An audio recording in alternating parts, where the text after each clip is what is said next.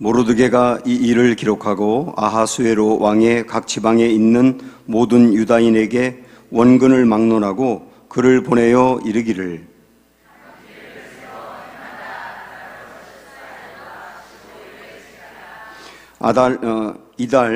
이날에 유다인들이 대적에게서 벗어나서 평안함을 얻어 슬픔이 변하여 기쁨이 되고 애통이 변하여 길할 날이 되었으니 이 두 날을 지켜 잔치를 베풀고 즐기며 서로 예물을 주며 가난한 자를 구제하라 하매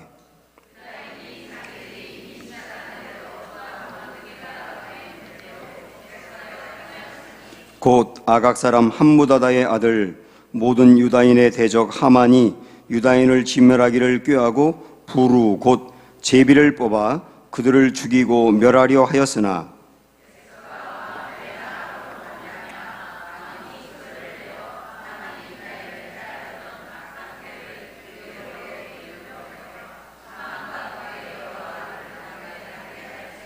무리가 부르의 이름을 따라 이 두 날을 부림이라 하고 유다인이 이 글의 모든 말과 이 일에 보고 당한 것으로 말미암아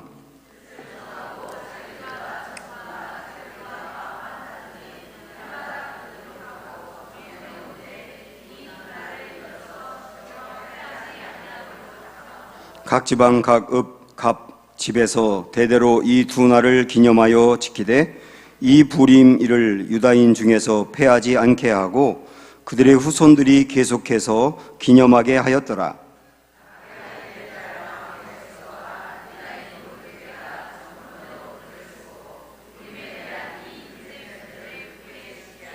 화평하고 진실한 말로 편지를 써서 베로의 나라 127지방에 있는 유다 모든 사람에게 보내요.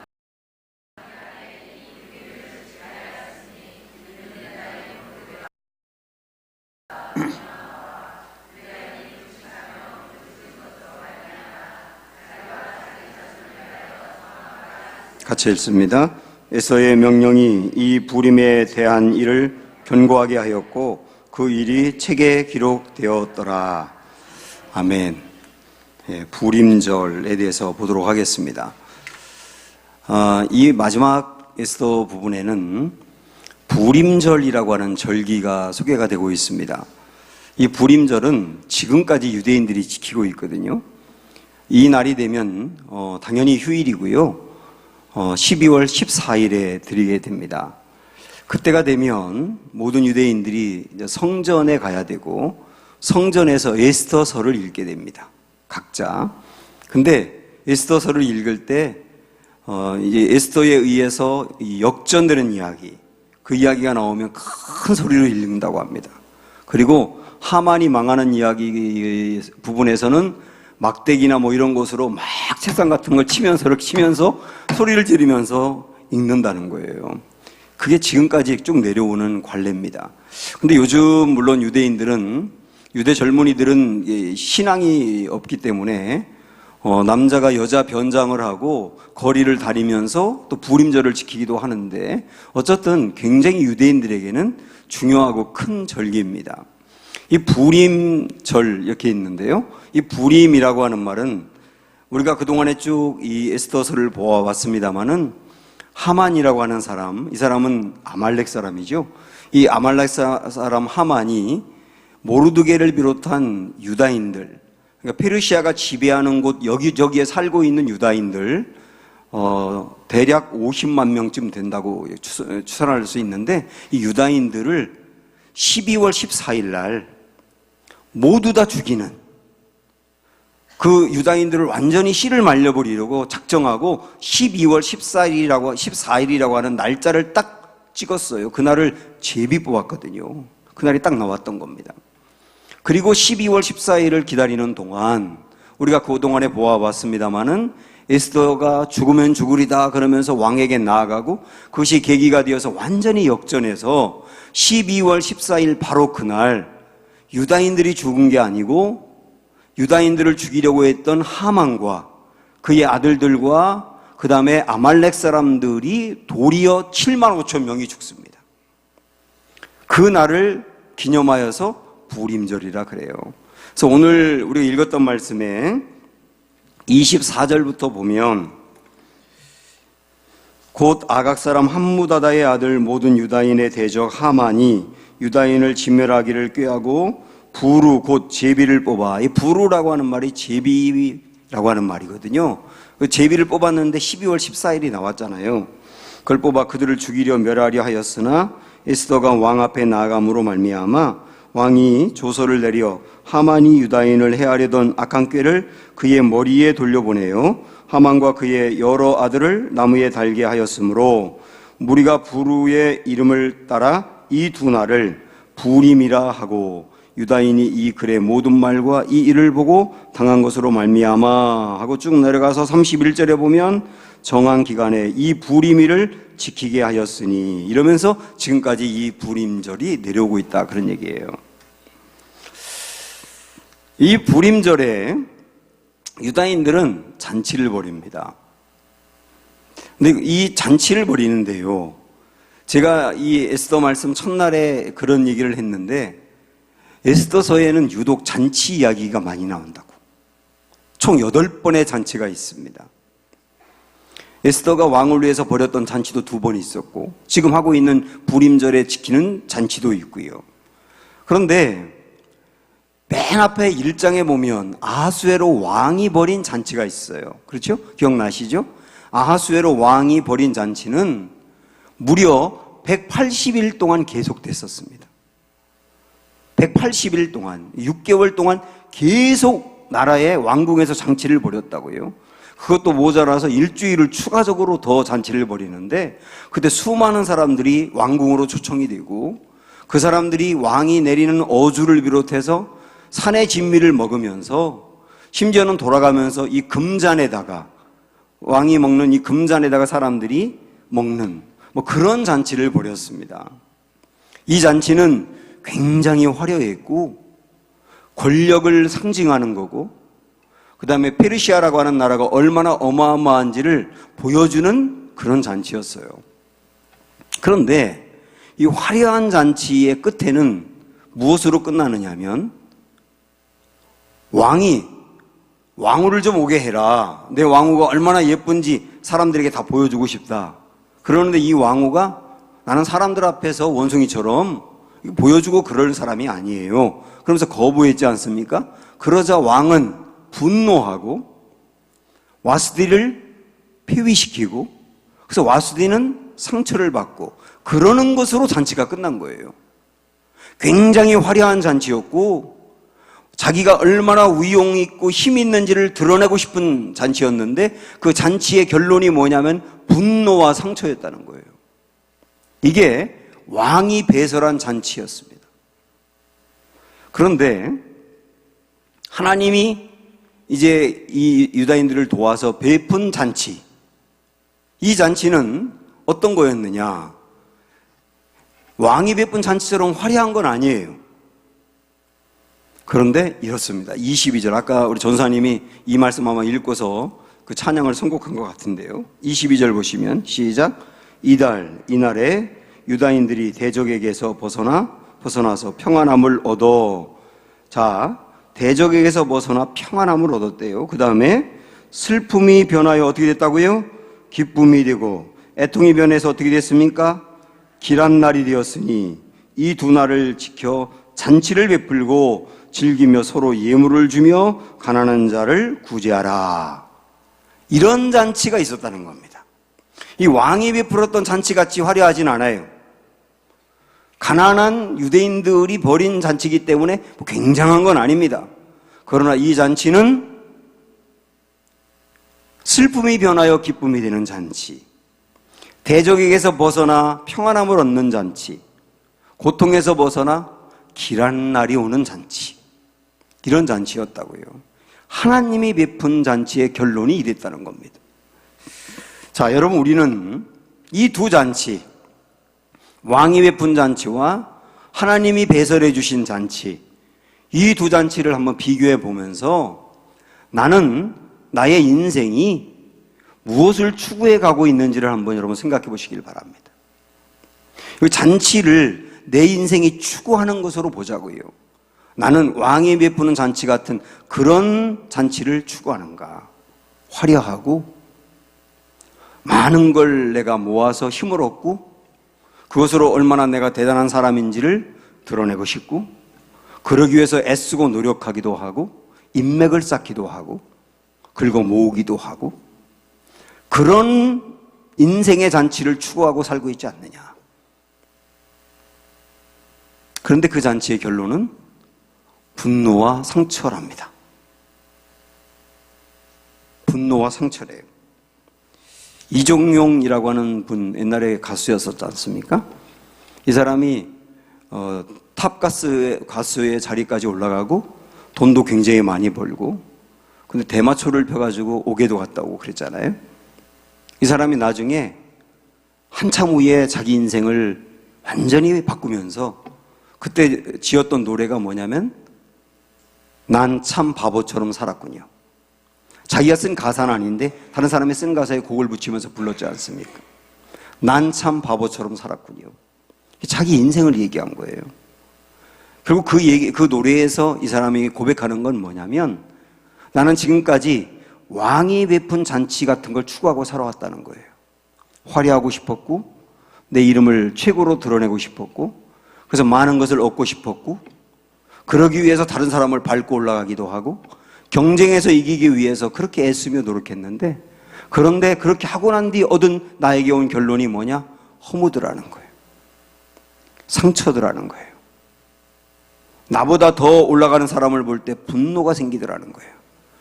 비교와 열등감이 생기더라는 거예요. 여러분, 이 고백을 똑같이 하는 사람이 솔로몬이지 않습니까? 솔로몬이 돈이라면 돈, 여자라면 여자, 권력이라면 권력, 지혜와 지식이라면 지혜와 지식. 뭐 하나 부족한 게 없었어요. 모으고 다 모았고 그 화려함이라고 하는 것은 말할 수 없을 정도로 대단했고 오죽하면 다른 나라에서 멀리 진짜 그런가 하고 솔로몬의 그 엄청난 것을 보기 위해서 구경 왔다가 입을 쫙 벌릴 정도로 대단했을까요? 그렇게 화려한 삶을 살았던 솔로몬이 인생의 말년에 자기 인생을 반초하면서 야, 나는 그렇게 하면 행복할 줄 알았고 그렇게 하면 만족할 줄 알았고 그렇게 하면 성공할 줄 알았고 그렇게 하면 될 줄 알았는데 다 갖고 난 뒤에 내 인생 말년에 보니 난 참 바보처럼 살았군요. 이게 전도서잖아요. 그러면서 청년들이여 내 말을 잘 들어서 내가 다 살아봤는데 인생을 살 만큼 살아보고 남들이 나를 보며 그렇게 부러워했는데 거기에 답이 있는 게 아니더라는 거예요. 그러니까 여러분은 정신 차리세요. 그러면서 청년들에게 준 거예요. 그 전도서예요. 왕이 베푸는 잔치, 그런 거 추구하고 살던 삶의 결론이 분노와 상처더라는 거예요. 남과 경쟁해서 내가 더 올라가려고 하고 그 다음에 남을 앞서려고 하고 그래서 내 인생을 화려하게 만들려고 하는데요. 여러분, 내가 밟고 올라가려고 하면 나를 밟는 사람이 또 있는 거예요.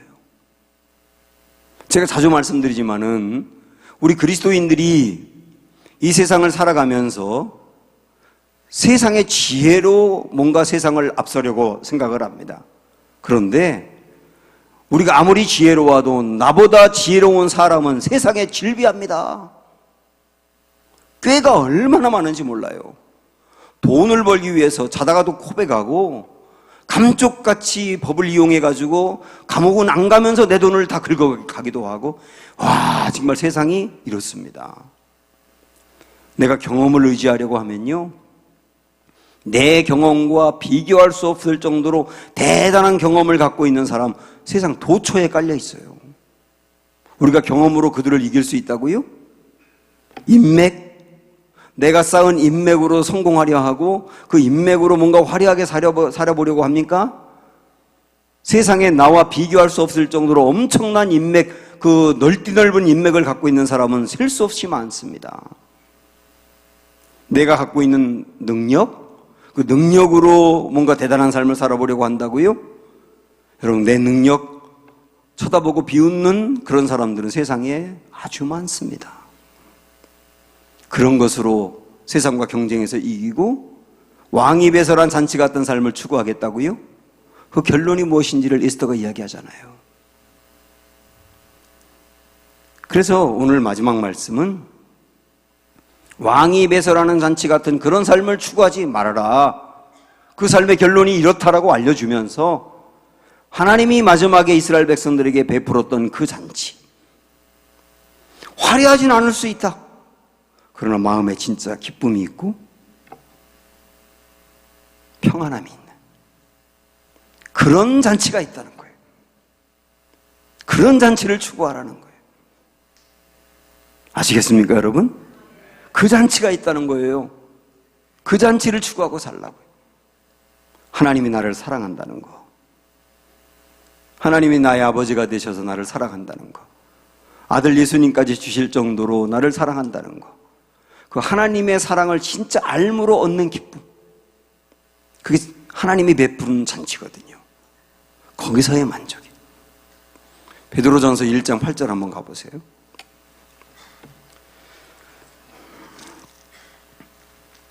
베드로전서 1장 8절,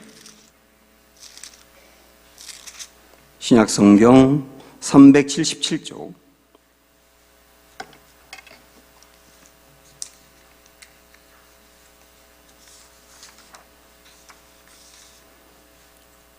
(377) 베드로전서 1장 8절 다 같이 읽을까요?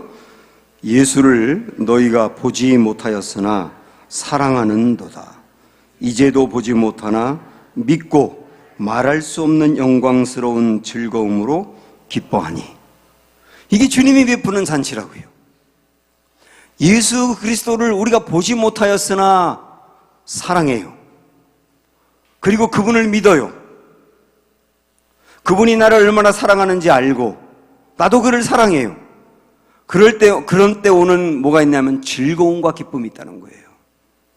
주님을 사랑하고 주님의 사랑을 알 때 얻는 즐거움과 기쁨. 이건 왕이 배설하는 말초적이고 순간적인 기쁨과는 비교할 수 없는 기쁨이라는 거예요.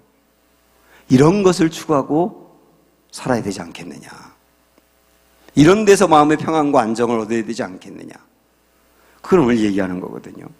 이따가 우리가 함께 부르겠습니다는 제가 되게 좋아하는 찬양 중에 하나가 내 영혼은 안전합니다 라고 하는 찬양이에요. 그 찬양 제가 한번 가사를 읽어드리겠습니다.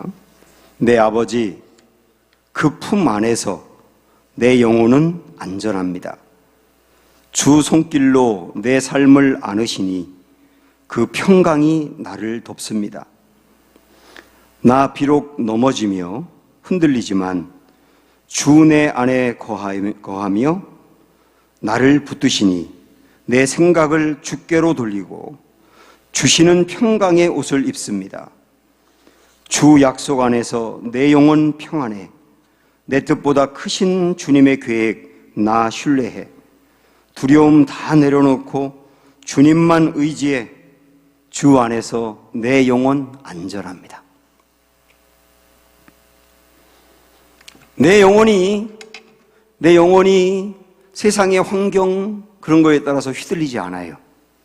세상이 환경이 어느 정도 채워졌다고 내가 마음에 평안했다가 가지고 있던 거 조금 잃으면 불안했다가 그러다가 뭔가 원하는 게 채워지면 기뻐했다가 그것을 또 잃고 나면 마음에 슬퍼했다가 분노했다가 상처받았다가 내 마음이 심히 환경에 따라 요동하는 게 아니라 내 영혼이 안전하답니다.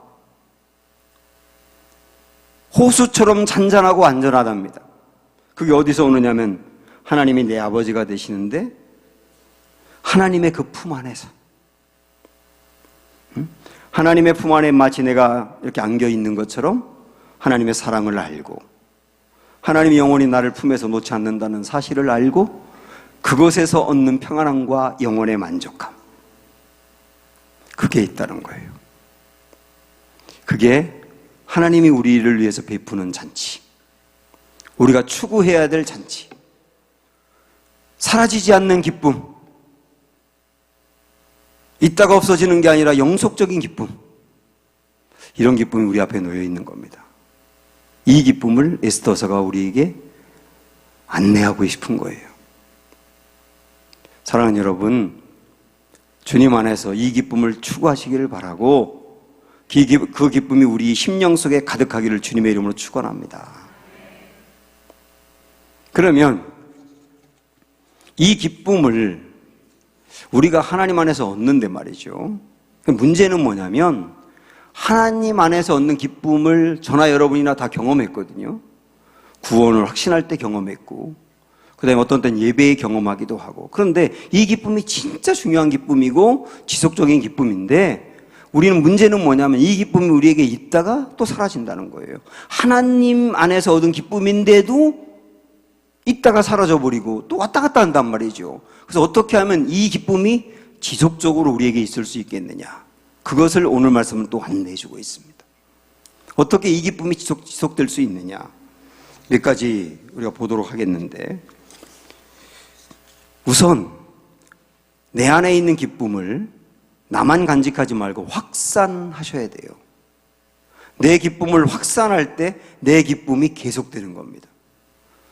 오늘 하나님이 주시는 마음으로 부림절이라고 하는 절기를 지키게 되었다고 했는데요. 그 부림절을 지킬 때 어떻게 했는지 한번 17절부터 19절을 보세요. 오늘 말씀으로 다시 왔습니다. 자, 17절 시작. 아달월 13일에 그 일을 행하였고 14일에 쉬며 그날의 잔치를 베풀어 즐겼고, 수산에 있는 유다인들은 13일과 14일에 모였고 15일에 쉬며 이날의 잔치를 베풀어 즐긴지라. 그러므로 시골의 유다인 곧 성이 없는 고을에 사는 자들이 아달월 14일에 명절로 삼아 잔치를 베풀고 즐기며 서로 예물을 주더라.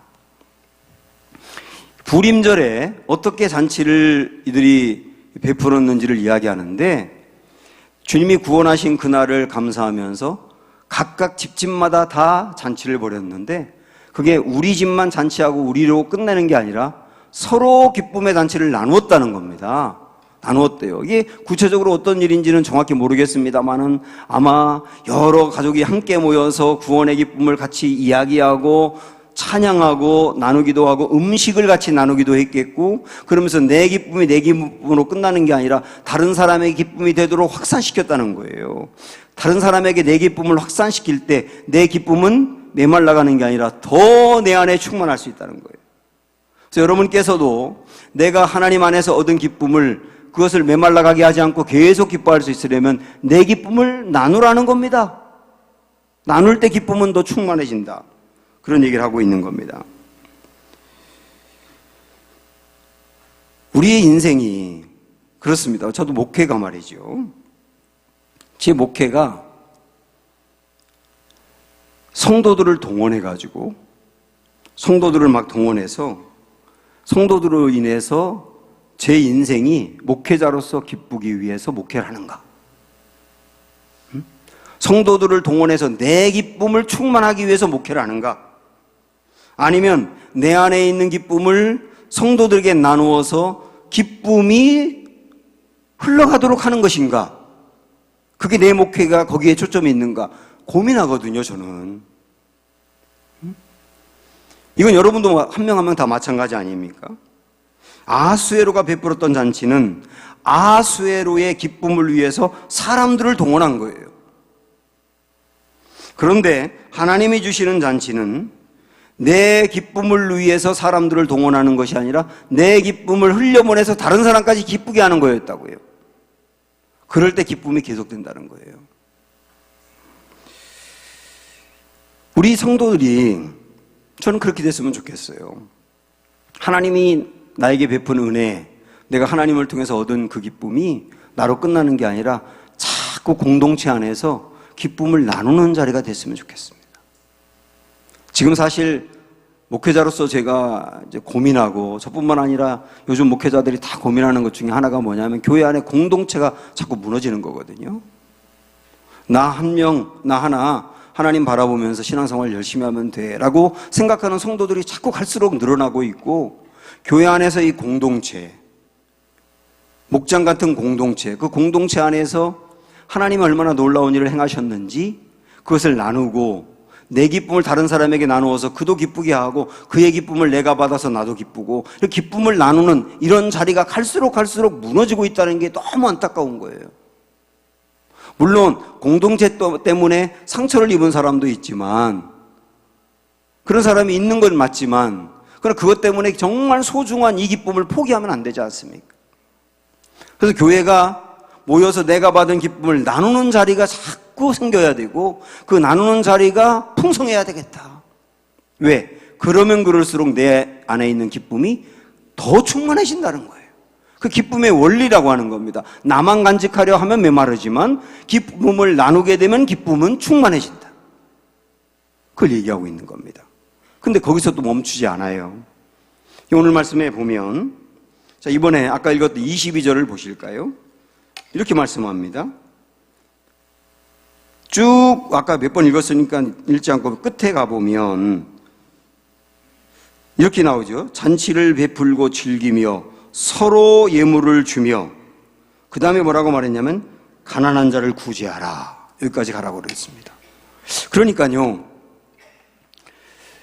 기쁨이 있는 사람들이 모여서 함께 음식을 나누면서 하나님이 베풀어 주신 것을 서로 목장에서 이야기하듯 그렇게 얘기하는데, 거기서 끝내지 말고, 거기서 기쁨을 끝내지 말고 가난하고 어려운 사람들에게 그 기쁨이 흘러가도록 나누라는 거예요. 그럴 때 그 기쁨은 더 충만해진다는 겁니다. 사실 우리 교회가 우리 교인끼리만 하나님이 베풀어 준 은혜가 참 커서 우리 교인끼리 나누고 교인끼리 즐기고 교인끼리 먹고 그러는 것으로도 기쁨이 확산될 수 있습니다만은, 그것으로 끝난다 그럴 때는 별로 의미가 없는 거예요. 이 기쁨을 다른 어려운 사람들에게 흘러가도록 나누자는 거예요. 그럴 때 기쁨이 더 충만해진다는 겁니다. 이게 기쁨의 원리라고 하는 겁니다. 그렇게 보면 구체적으로 말씀을 드리면, 요즘 교회가 재정적으로 참 어렵지 않습니까? 헌금이 잘 되지도 않고, 그 다음에 교인들이 늘지도 않고, 그러니까 다들 교회가 어렵다고 그러거든요. 그러다 보니까 교회가 어려움이 생기니까 제일 먼저 끊는 게 선교 헌금을 끊어요. 선교사님들 파송했던 걸 중단하고, 이제 선교하면서 다른 교회를 돕거나 외국에 있는 다른 그 선교주를 도왔던 것을 끊어버립니다. 왜냐하면 우리 교회가 어려우니까. 그렇게 교회에서 교회 밖으로 흘러가는 것들을 중단해 갑니다. 전 이게 교회의 타락이라고 봐요. 내가 어렵다고 해서 흘러가는 것을 끊어버리는 게 타락이라고요.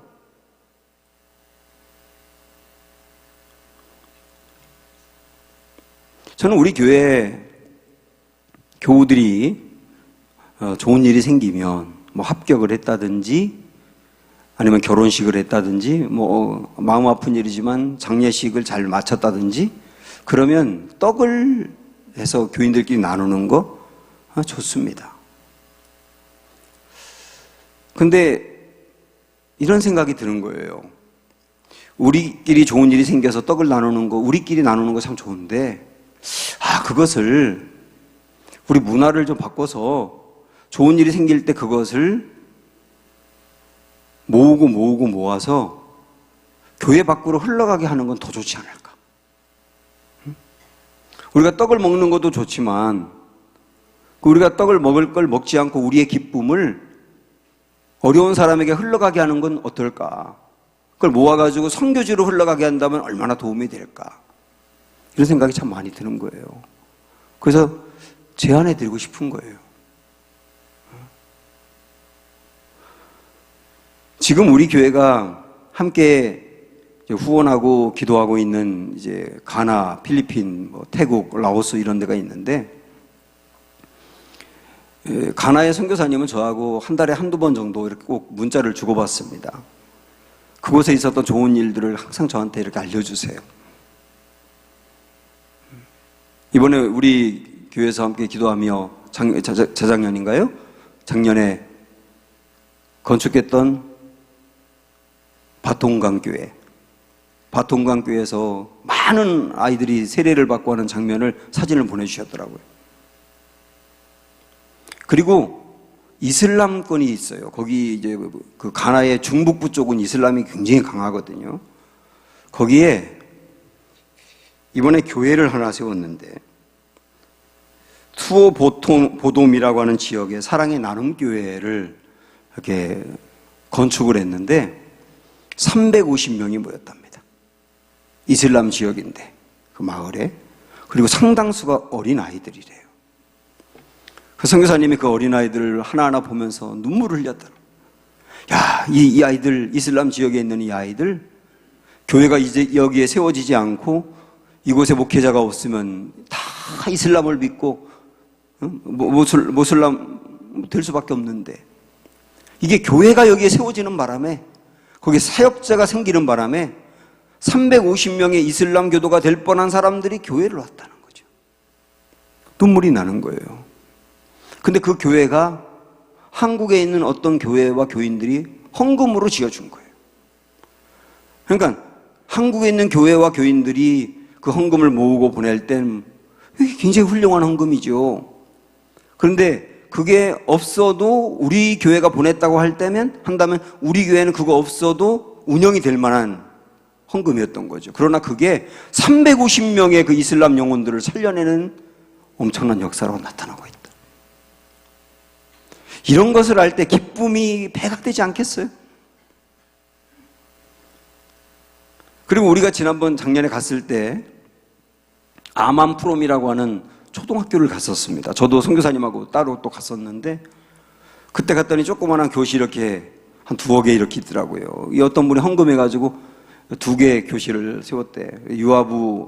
유치부 하나, 초등학교 하나 이렇게 했다 그러는데, 근데 저한테 사진을 보내셨는데, 또 헌금한 분이 있어가지고 유아부 하나, 유치부 1반, 2반, 초등부 1반, 2반 해서 5개 반이 생겼다는 거예요. 150명의 아이들이 거기 학교를 다니고 있고, 그리고 헌금을 또 하면 이제 유치부 3반, 초등부 학교 3반 이렇게 세워지고 중학교 1반 이렇게 가는 거죠. 이런 일들을 통해서 거기에 있는 아이들을 깨우치며 그 부모들을 학교에 모이게 해서 복음을 전해가지고 전도하고, 그런 일들을 하고 있거든요. 그게 얼마나 귀하냐 말이에요. 내가 갖고 있는 물질을 내가 누리면 그 기쁨이 있습니다. 근데 그거를 흘려보내니까 그 기쁨이 더하다는 거죠. 부림절에 주님이 너희 안에 있는 기쁨을 너희만 간직하지 말고 서로 나누라. 근데 거기로 끝나지 말고 그거를 뛰어넘어 가난한 자에게 베풀라. 그게 진짜 부림절이다 라고 말씀한 게 의미가 있지 않습니까? 그래야 진짜 잔치가 되는 거다. 우리에게도 주시는 말씀인 거예요. 우리 안에 기쁨이 배가 될 수 있는 길을 말씀하고 있는 겁니다. 그러면서 또 하나 이야기하고 있는데요, 우리 안에 있는 기쁨이 메마르지 않는 길을 얘기하고 있습니다. 지금 자, 10절 보시면 10절,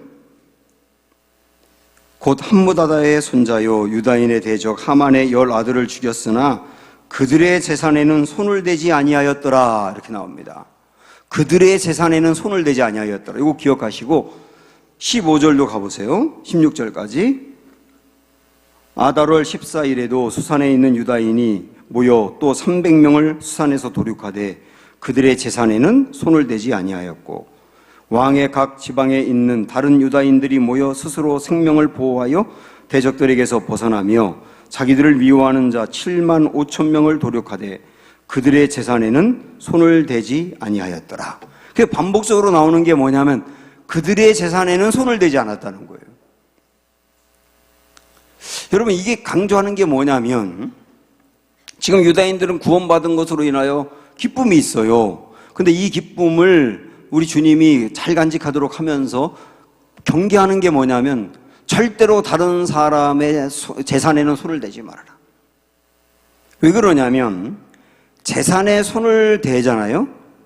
남이 벌어놓은 것을 내가 갖는 건데 재산에 손을 대는 순간 이 안에 욕심이 생기기 시작하고, 욕심이 생기는 순간 서로가 갖겠다고 해서 갈등이 생길 수밖에 없고, 그 갈등으로 서로 싸우게 되어 있고, 그러면서 그들이 구원 때문에 받았던 그 기쁨을 잃어버리게 되는 거예요.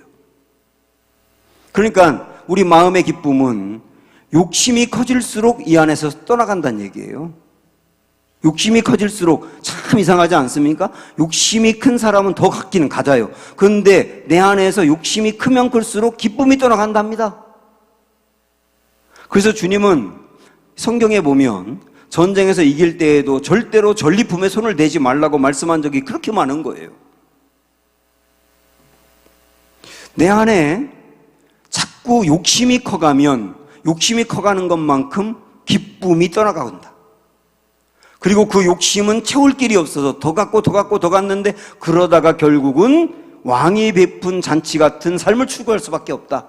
그 결론은 분노요 성차다. 이렇게 가는 거예요.